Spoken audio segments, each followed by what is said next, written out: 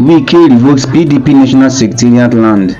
Minister of the Federal Capital Territory (FCT) Nyesom Wike has revoked the land allocation for the People's Democratic Party's PDP National Secretariat in Abuja. The revocation, detailed in a letter dated March 13, 2025, was due to the PDP's failure to pay annual ground rents for 20 years from January 1, 2006 to January 1, 2025. The letter, signed by Director of Land Administration Chijoke Nwakweze on behalf of the minister, highlighted that despite multiple publications by the FCT administration in 2023 urging allottees to settle outstanding bills and ground rents, the PDP remained in contravention of the terms and conditions of the right of occupancy. The non-compliance violates Section 28, subsection 5A and B of the Land Use Act.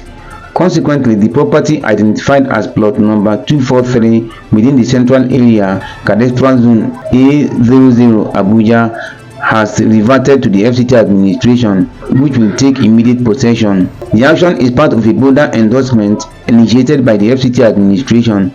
Recently, Minister Wike approved the revocation of 4,794 land titles in the FCT due to a non-payment of ground rent totaling 6.9 billion naira. The PDP's National Secretariat building project, a 12-story structure initially estimated at 16 billion naira, has remained uncompleted for over 20 years.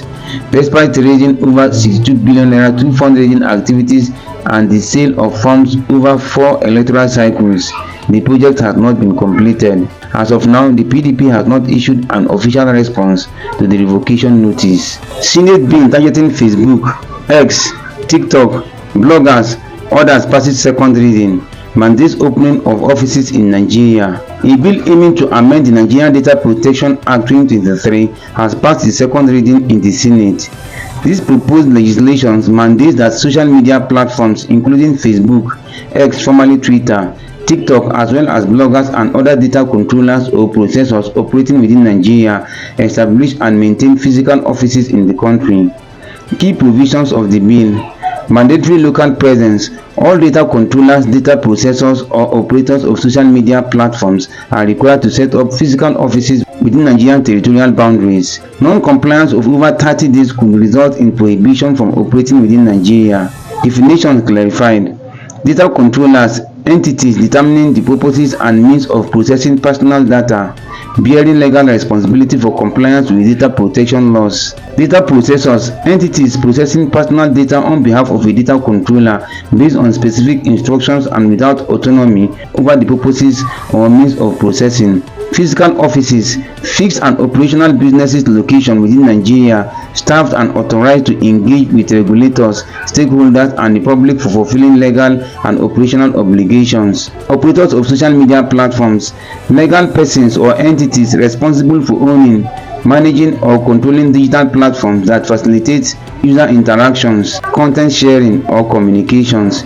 Implications: enhancing oversight and accountability. A local presence will facilitate better oversight and interaction between social media platforms, users, and regulators, potentially reducing data-related disputes and enhancing accountability. Economic benefits: the requirement for physical offices is expected to foster job creation and investment in Nigeria, as companies will need to establish local infrastructure to comply with the regulations. Current status: the bill has successfully passed its second reading in the Senate and will proceed to subsequent stages for further deliberation and potential enactment. This legislative move underscores Nigeria's commitment to aligning with global data protection standards and strengthening its digital economy through enhanced regulatory measures. Nigerian policemen, soldiers attack Enugu community women protesting against herdsmen killings, injure several persons. A joint team of Nigerian security forces, including soldiers, police officers, and personnel from the Nigerian Security and Civil Defense Corps (NSCDC), violently disrupted a protest by thousands of women in Eha Amufu, the local government area of Enugu State. The women were demonstrating against the persistent killings by herdsmen in their community. According to Sahara reporters, the Enugu state government, led by Governor Peter Mba, deployed security forces allegedly to suppress reports of ongoing herdsmen attacks and general insecurity in the state. Community sources reported that the situation escalated when the protesting women apprehended two individuals suspected of orchestrating the Herdsmen attack. One of the suspects managed to escape, while the other was detained and paraded through the community. In response, the government deployed security personnel, including soldiers and anti-riot police, to intervene. As more women from 5 different communities joined the protests, security forces began firing live ammunition and tear gas at the demonstrators. The women accused the security forces of enabling Fulani herdsmen atrocities while attempting to silence their outcry. In retaliation, women threw stones and sticks at the security personnel. During the chaos, 4 women were shot and several others were injured and taken to the hospital. Video and voice recordings obtained by Sahara reporters captured the protesters condemning the local government chairman Obiagun, accusing him of profiting from the crisis.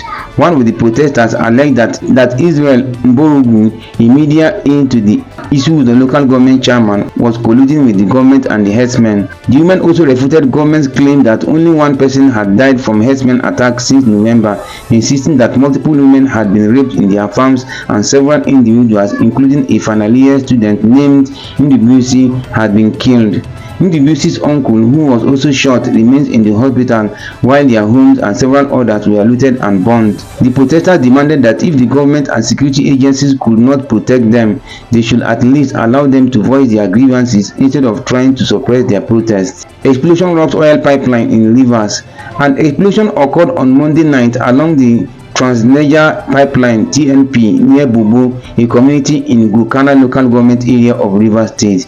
The TNP is a significant conduit for transporting crude oil from fields in Rivers and Bayelsa State to the Bonny export terminal, playing a crucial role in Nigeria's oil exports. The explosion resulted in a fire that continued into Tuesday morning.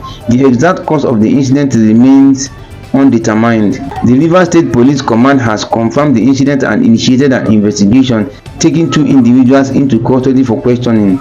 Bobo has previously experienced significant environmental damage due to oil spills from the TNP, notably in 2008 and 2009, which severely affected local livelihood dependent on fishing and farming. The explosion's timing coincides with political tension in Rivers State, including threats from militant groups to target oil infrastructure in response to political disputes.